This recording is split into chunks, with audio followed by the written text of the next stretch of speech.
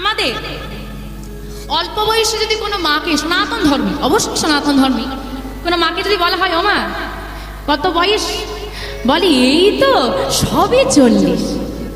সবে 40, তা 40 তো হলো, কথায় বলে 40-এ কি হয় গো, চাল সাল। হ্যাঁ, তা তোমার গলায় তুলসীর মালাটা নেই, বলে দাঁড়াও মা 70 ঠেকুক তারপর তো নেব। বলে কেন 70 কেন, বলে এখন তো সোনার চেনটা গলাতে বেশ ভালোই লাগছে, এখন তুলসীর মালাটা নেব কেমন করে। এইবার মা 40 হয়ে গেছে, 50-এ গিয়ে হরিবোল হয়ে গেছে, ওপরে গিয়ে বিচার হচ্ছে।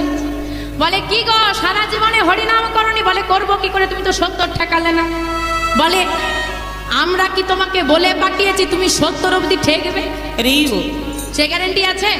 সব সময় বলি একটু বয়স হোক, একটু বৃদ্ধ হই, মাথার চুলগুলো পাকুক। আসলে বৃদ্ধ হোক মাথার চুলগুলো পাকুক এমনটা কথাটা নয়। কথাটা কিরম জানেন, যখন তোমার কেউ ছিল না তখন ছিলাম আমি, এখন তোমার সব হয়েছে।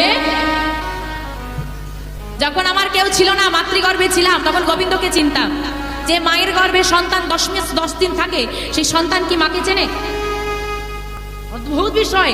যে খেলো বলে আমি খেলাম, যে ঘুমোলো বলে আমি ঘুমোলাম, যে মৃত্যুর সঙ্গে লড়াই করলো বলে আমি পৃথিবীর আলো দেখতে পেলাম, আমি তাকেই চিনি না।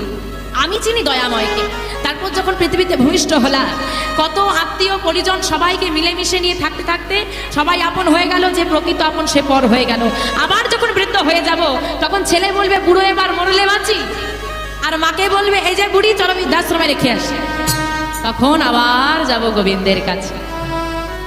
তাই তো মা, এটাই হচ্ছে আসল কথা।